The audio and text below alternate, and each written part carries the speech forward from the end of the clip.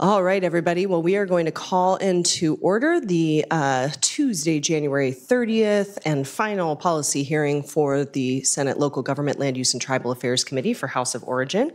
We have a number of measures on the executive calendar, so we will have staff read in the bills and let us know about any amendments that have developed, and then we will break for a short recess and then come back to take executive action. I'll pass it over to Karen. Madam Chair, members of the committee, Maggie Douglas, committee staff. Before you is Senate Bill 5869 concerning rural fire district stations. This bill was heard in committee on Tuesday, January 9th.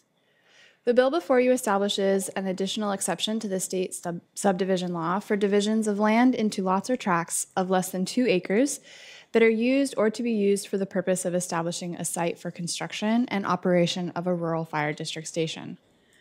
There is a proposed substitute offered by Senator Short that clarifies that the division of land into lots of less than 2 acres for purposes of the construction and operation of a rural fire district station is exempt from the state subdivision law, provided that the proposed lots or tracts contain sufficient area and dimensions to meet minimum building site width and area requirements, and appropriate provisions are made for potable water supplies and sanitary wastes. A fiscal note was not requested. I'm happy to answer any questions.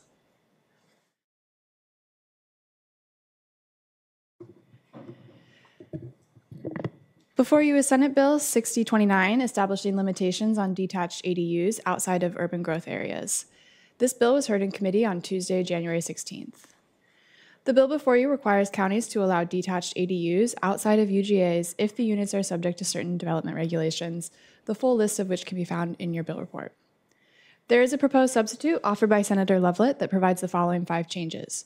First, the proposed substitute clarifies that counties may allow detached ADUs under certain circumstances rather than must. Second, it provides that if the detached ADU is offered as a short-term rental, the primary unit must be owner-occupied. Third, it specifies that a detached ADU may only be built on conforming lots without critical areas. Fourth, it prohibits the extension or alteration of a primary dwelling unit's existing driveway to service the detached ADU. And finally, the proposed substitute requires a county to deny an application for a detached ADU if the primary dwelling unit was built after the effective date of this bill. A fiscal note was not requested. I'm happy to answer any questions. The next bill on the list is Senate Bill 6061. This bill establishes that the categorical exemption for housing development applies to project actions developing one or more residential housing units connected to a sewer system. It requires a city or county to prepare an environmental analysis that considers the proposed density and intensity of use in the jurisdiction's comp plan, and it must include sufficient sub-area detail to identify the potential development, ceiling, and impacts to facilities. It requires the city and county to identify how impacts identified through WSDOT by WSDOT will be addressed through mitigation, and it establishes that nothing in the environmental analysis grants a private party the right to seek judicial relief.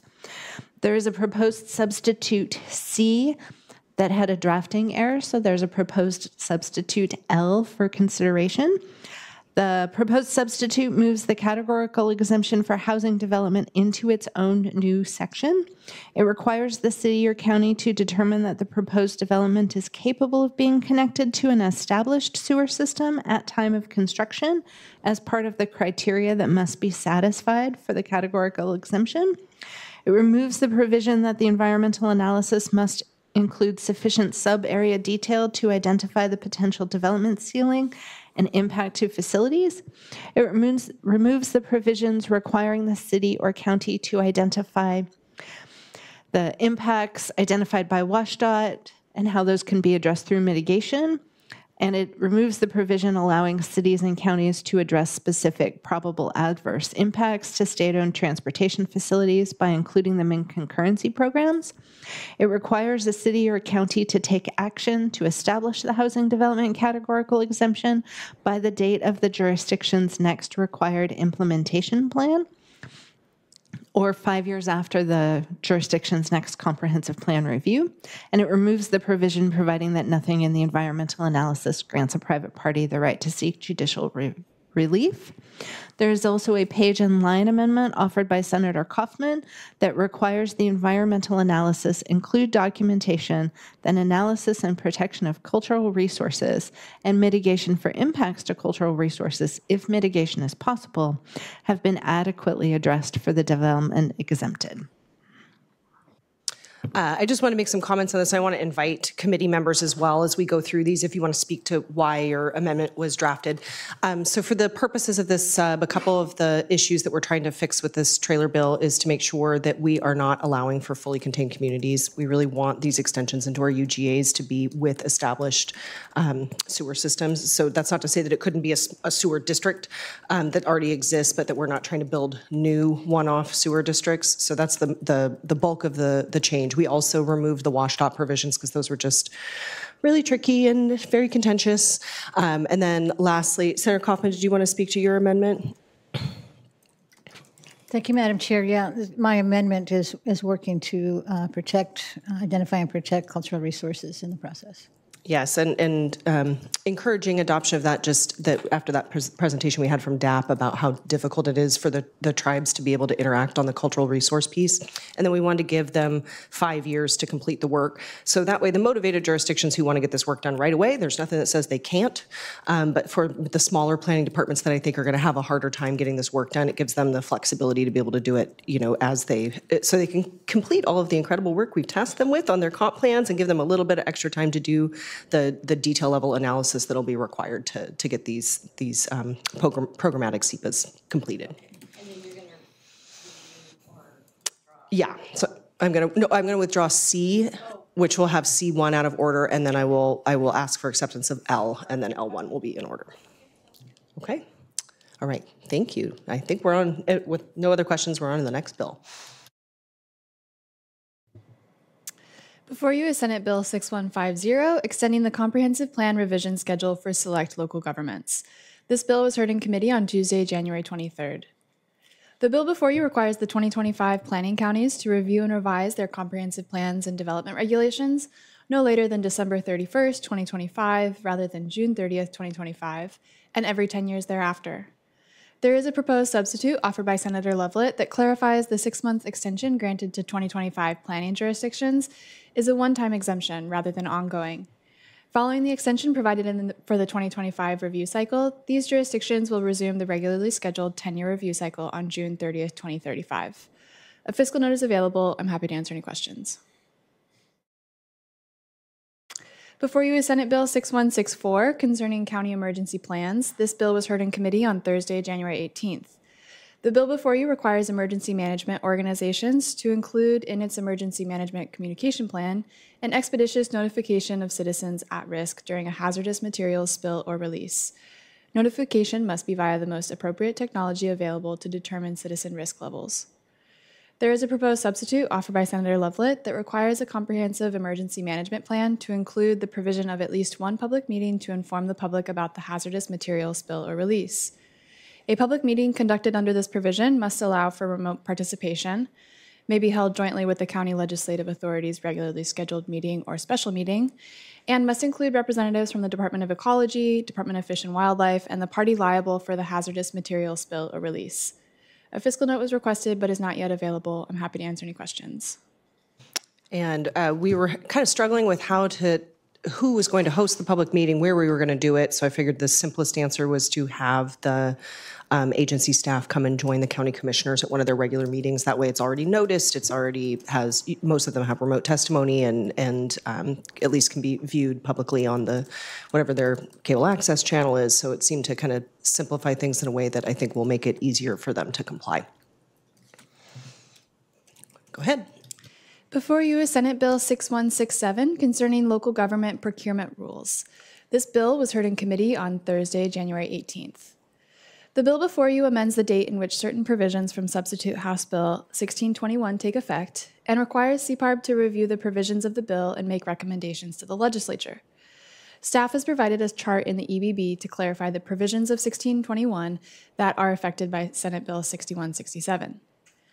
There is a proposed substitute offered by Senator Torres that amends the date in which certain contracting thresholds expire and the date in which the provisions of the bill take effect.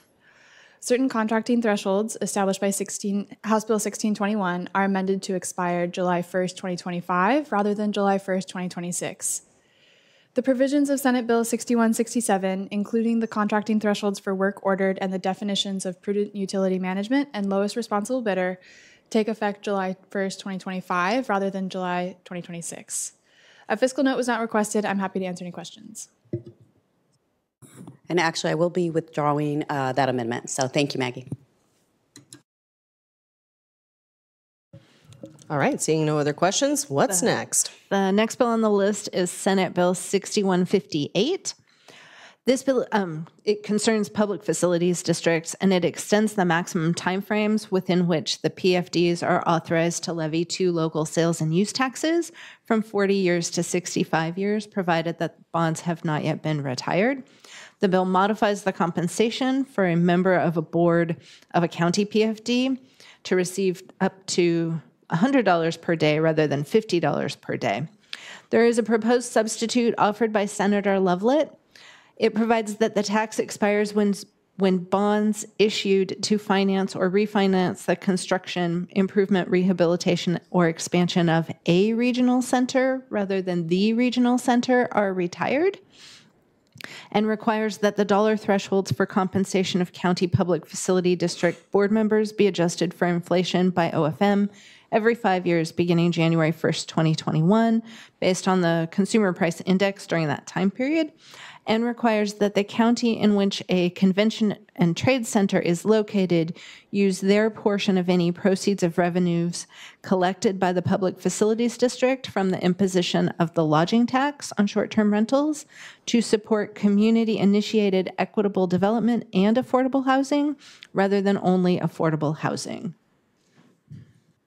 And I will say that was a friendly amendment that was requested. So, all right, seeing no other questions? Yes, before you is Senate Bill 6015, related to parking configurations for residential uses. This bill was heard in committee on Tuesday, January 16th. The bill before you requires cities and counties planning under the GMA to allow certain parking configurations as a way to meet minimum parking requirements for residential development. There is a proposed substitute offered by Senator Lovelett that provides the following changes. First, it removes the following 4 specifications for minimum parking requirements that cities and counties must enforce, including adjacent on-street parking spaces count towards off-street parking mandates, parking spaces and driveways may be located in required yard setbacks, parking areas for residential developments may be designed to allow a vehicle to back out into the street, and required parking spaces may be provided off-site and within 2,000 feet of the pedestrian travel of a site. The proposed substitute clarifies that parking spaces in tandem must count towards meeting minimum parking requirements at a rate of 1 space for every 20 linear feet with any necessary provisions for turning radius. The proposed substitute specifies that the existence of non-conforming gravel surfacing in existing designated parking areas may not be a reason for a city or county to prohibit the use of the existing space to meet local parking standards. And finally, the proposed substitute provides that parking spaces may not be required to exceed 8 feet by 20 feet rather than 8 feet by 16 feet, except for required parking for people with disabilities. A fiscal note was made available this morning, and with that, I'm happy to answer any questions. Any questions? I basically tasked them to skinny it down to the things everyone could agree on. All right. Thank you, Madam Chair, members of the committee. The next bill before you is Senate Bill 5934. Concerning pollinator habitat, this bill requires a local government to require an applicant of a project permit, commercial building permit, or residential building permit that includes landscaping to include at least 25% of the planted area as pollinator habitat to the extent practicable. The local government must provide the list of native forage plants developed by Department of Agriculture to applicants. There is a proposed substitute offered by Senator Torres that removes the requirement that local governments require permits with landscaping to include at least 25% of the planted area as pollinator habitat. And it establishes that a city, code city, or county may encourage a project permit applicant or commercial building permit applicant to include pollinator-friendly plants in any landscaped area to the extent practicable by providing the list of native forage plants developed by the Department of Agriculture, providing information regarding the benefits of pollinators and pollinator habitat, and offering incentives for permit applicants that include pollinator habitat as part of their permit application. It establishes that a city, code city, or county may set restrictions related to beehives, but may not adopt an ordinance banning beehives. And also it provides that the governing documents for a homeowners association or common interest community may not prohibit the installation of pollinator habitat, including beehives compliant with local regulations, and allows the governing documents to include reasonable rules regarding the placement and aesthetic appearance of pollinator habitat, as long as those rules don't render the use of pollinator habitat basically ineffective.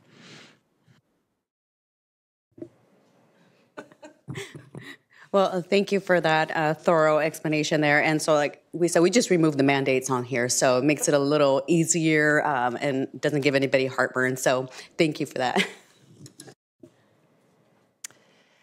Before you is Senate Bill Senator Kaufmann. And so it says offering incentives. What incentives are those? It could be whatever the city decides to do. Things like expedited processing or reduced application fees are listed in the bill. Yeah, but totally optional, so it's just if the city wants to incentivize the pollinator habitats. Yep. Nope.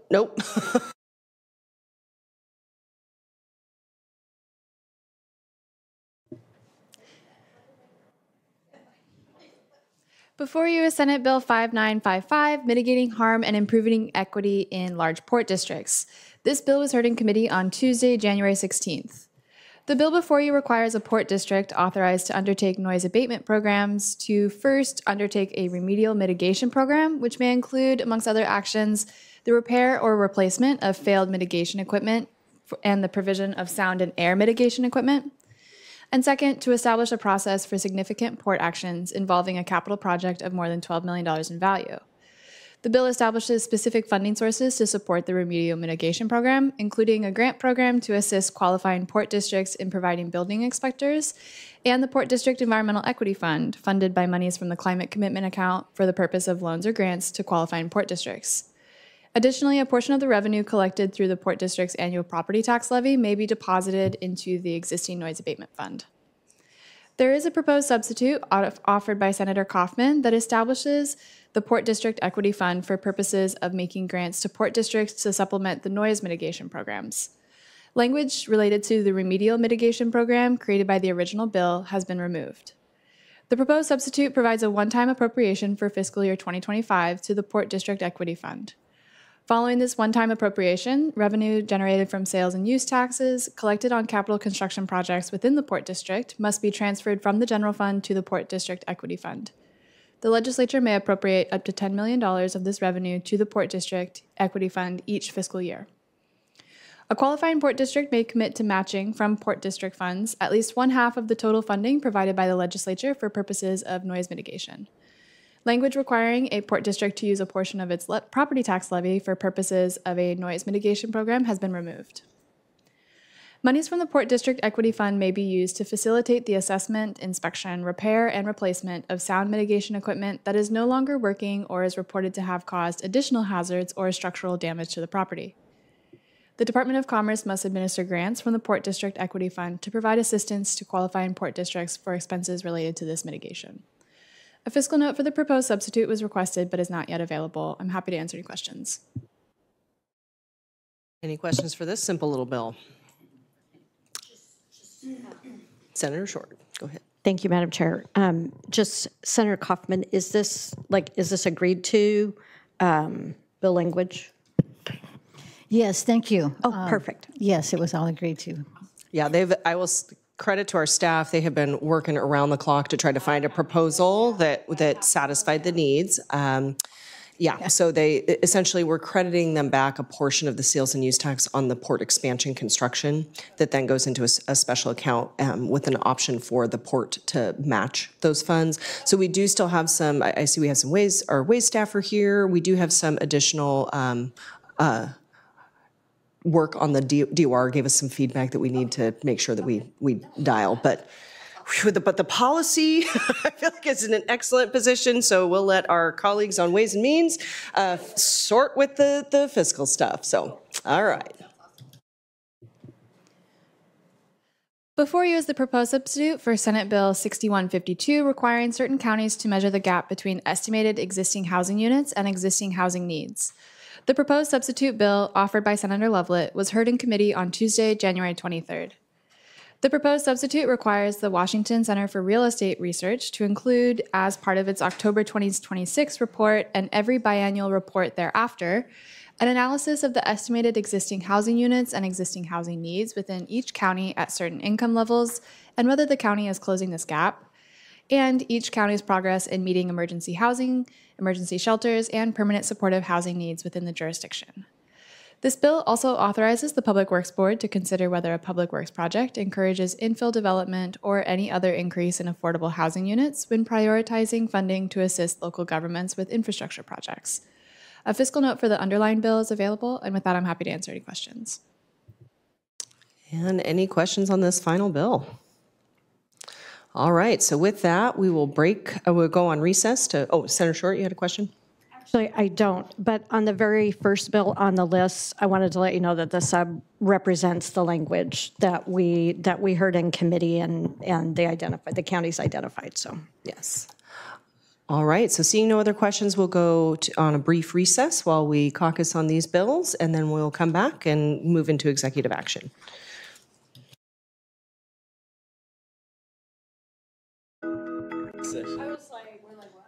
What is happening? What is happening? Who's on first? All right, so the committee is now in executive session. We have Senate Bill 5869 before us. There is a proposed substitute labeled A, offered by Senator Short. I move adoption of the proposed substitute. Any discussion? Senator Short. Thank you, Madam Chair. As always, our hearings are useful to see whether we hit the mark or not. The county's offered really good language, which is representative in this proposed sub, and I'd ask for support. Thank you. I concur. All those in favor say aye. Aye. Any opposed say nay. I move that the proposed sub receive a due pass recommendation and be sent to the Rules Committee. Any discussion on final passage? All right. All those in favor say aye. Aye. Any opposed say nay. The bill has passed, subject to signatures. We now have Senate Bill 6029 before us. There is a proposed substitute labeled B that I am offering. I move adoption of the proposed substitute. So a little discussion here. So, rural ADUs are a really contentious subject, it turns out. We had a lot of great testimony around kind of the nuances about permit exempt wells and what it means to continue to develop into our, more sensitive natural areas in our rural environments. So we really wanted to have a work product that we could continue to move so we can have this conversation ongoing about how we can make sure that folks can continue to live in rural places. And, I think especially for those concepts like aging in place or having kids that want to move out, but they just want to move across the driveway. I feel like we've hit a really good spot here to continue the conversation. Senator Short. Thank you, Madam Chair. And I'm going to vote for this today. I see this still continued as a work in progress. I would enjoy having further conversation on a couple of issues I've flagged. I know that Senator Braun was hoping that we could still keep it a must instead of instead of just as the counties want to, but I think he's anxious to see the bill to continue to move forward. So we'll keep talking. Yeah, and I mean, I would say the motivated counties that feel like they have the land to use, but I certainly heard a lot of significant concerns, particularly in San Juan County, where we're on a limited aquifer and a number of issues. So, all right. So all those in favor say aye. Aye. Any opposed say nay. I move that the proposed sub receive a due pass recommendation and be sent to the Rules Committee. Any additional discussion? All right. Seeing none, all those in favor say aye. Aye. Any opposed say nay. The bill has passed, subject to signatures. We now have Senate Bill 6061 before us. There is a proposed substitute labeled C that I am withdrawing. There is a proposed substitute labeled L that I am offering, which is now before us. And there is an amendment offered by Senator Kaufmann. I move adoption of the amendment labeled L1 to the proposed substitute. Any discussion? Senator Kaufmann, did you want to speak to your amendment? Thank you, Madam Chair. Yes, and this would, again, work towards identifying, documenting, and preserving our cultural resources. As noted in our presentations earlier this year, thank you again, Madam Chair, for having that, in which, cultural resources are extremely important to our preservation in Washington State. So I urge your support. And I concur. I think it's the least we can do to make sure that we are looking for cultural resources and appreciate the language that you've offered. Any additional discussion? All right, all those in favor say aye. Aye. Any opposed say nay. I move that the amendment be rolled into a proposed new substitute and that it receive a due pass recommendation and be sent to the Rules Committee. Any additional discussion? Just really appreciate the committee digging in on this. There were some outstanding concerns from last year, and appreciate our staff for helping narrow these down and make sure that we're getting the outcomes that we hope for housing, but also making sure that we're doing giving the process enough time to be thorough. All right, all those in favor say aye. Aye. Any opposed say nay. The bill has passed, subject to signatures. We now have Senate Bill 6150 before us. There is a proposed substitute labeled D that I am offering. I move adoption of the proposed substitute. Any discussion? Sounds like there was a drafting error originally. It was supposed to be 6 months one time, not 6 months forever. So all those in favor say aye. Aye. Any opposed say nay. Move that the proposed substitute receive a due pass recommendation and be sent to the Rules Committee. Any additional discussion? All right, seeing none, all those in favor say aye. Aye. Opposed say nay. The bill has passed, subject to signatures. We now have Senate Bill 6164 before us. There is a proposed substitute labeled E that I am offering. I move adoption of the proposed substitute. Any discussion? All right, all those in favor say aye. Aye. Any opposed say nay. I move that the proposed substitute receive a due pass recommendation and be sent to the Rules Committee.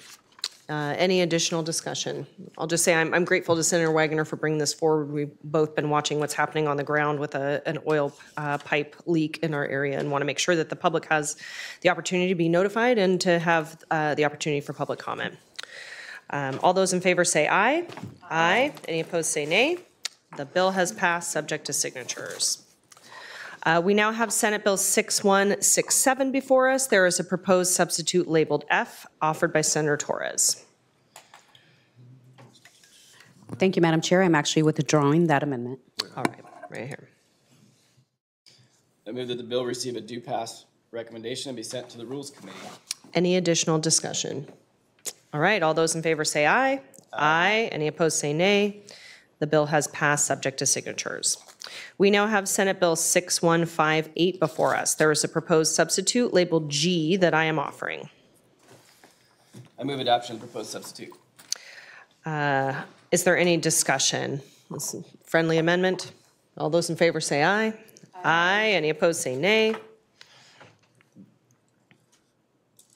Right there. I move that the proposed substitute receive a due pass recommendation and be sent to the Rules Committee. Any discussion on final passage? All right, seeing none, all those in favor say aye. Aye. Any opposed say nay. The bill has passed, subject to signatures. We now have Senate Bill 6015 before us. There is a proposed substitute labeled H that I am offering. I move adoption of the proposed substitute. Any discussion? All those in favor of the substitute say aye. Aye. Any opposed say nay. I move that the proposed substitute receive a due pass recommendation and be sent to the Rules Committee. And any discussion on final passage? Senator Short. Thank you, Madam Chair. I think this obviously represents a lot of work. This is not something in my district that is an issue, but I am learning that these are significant issues in our urban cities. I think it's a good work in progress. I'm going to vote without rec, just as we continue to get feedback from stakeholders. But I think this is definitely in a better place. So thank you. Yes, absolutely. All those in favor of the sub say aye. Aye. Any opposed say nay. Did we already do this part? Wait, okay, all right, so then we're on to that. Whew, it's all running together. I can't control the chair. I move that the proposed substitute receive a due pass recommendation and be sent to the Rules Committee. And any discussion on final passage? All right, all those in favor say aye. Aye. Any opposed say nay. The bill has passed subject to signatures.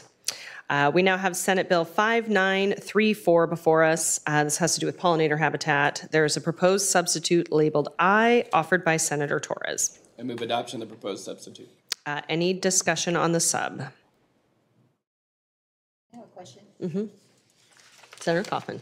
Thank you. Thank you, Madam Chair. I appreciate Senator Torres' great work in getting this bill to this point. I do have one issue in terms of HOAs must have allow beehives. So that's one area. So I will be without rec on this one. Okay. All right. All those in favor of the proposed substitute say aye. Aye. Any opposed say nay. I move that the proposed substitute receive a due pass recommendation and be sent to the Rules Committee. And any additional discussion? Sounds like we have a little bit more work to do on this as it makes its way to the floor. All those in favor say aye. Aye. Any opposed say nay. The bill has passed subject to signatures. Last page, guys, home stretch. We now have Senate Bill 5955 before us. There is a proposed substitute labeled J, offered by Senator Kaufmann. I move adoption of the proposed substitute. Any discussion? Senator Kaufmann. Thank you, Madam Chair, and I'd like to say a great appreciation to the prime sponsor, Senator Kaiser, who worked on this to help mitigate the noise pollution that comes from the airport. This creates an equity fund and then that certified building inspectors, if they identify properties with this noise mitigation, the port must apply to the Port Equity Fund. And this is all to address the noise mitigation of the property owners around the airport. She's worked really hard and came to a great compromise between the airport and the Port of Seattle and the state. So I urge your support of this. Yeah, Senator Short. Thank you, Madam Chair. And I agree. This is a huge issue, for the good senator. And I think just a lot of great work was done, put into this to come to the bill language we have, and I'm happy to support it. Thank you. Right. All those in favor of the proposed substitute say aye. Aye. Any opposed say nay. I move that the proposed substitute receive a due pass recommendation and be sent to the Ways and Means Committee. Any additional discussion? I will say really a credit to our staff for putting in long and extra hours. This is a very complicated issue that's very expensive to fix. And I really appreciate that I feel like we've really got a good spot on the policy. And so just proud of the work of this committee on this bill in particular. So all those in favor say aye. Aye. Any opposed say nay. The bill has passed subject to signatures. And lastly, we have Senate Bill 6152 before us. There is a proposed substitute labeled K that I am offering. I move adoption of the proposed substitute. Any discussion on the sub? I'll reserve my comments for final passage. All those in favor of the sub say aye. Aye. Any opposed say nay. I move that the proposed substitute receive a due pass recommendation and be sent to the Ways and Means Committee. Any additional discussion, I will just offer that this is going to help give us some data that we need to make sure that we're fulfilling our housing goals. So all those in favor say aye. Aye. Any opposed say nay. The bill has passed subject to signatures. And I just want to take a moment to really give a big, huge thank you to our incredible staff on this committee. What the public does not see are the long hours, the evenings, the weekends, the back and forth, the relentless drafting and redrafting as we think of one more thing that we forgot. So just really appreciate your time, your expertise, your professionalism, keeping a level head among all of the challenges and really providing us with the support we need to help make good policies on behalf of Washingtonians. So thank you to our nonpartisan and our partisan staff for all the work you put in week after week to make sure we're getting the work of this committee done. All right, and with that, happy policy cutoff for local government, land use, and tribal affairs, and we are adjourned.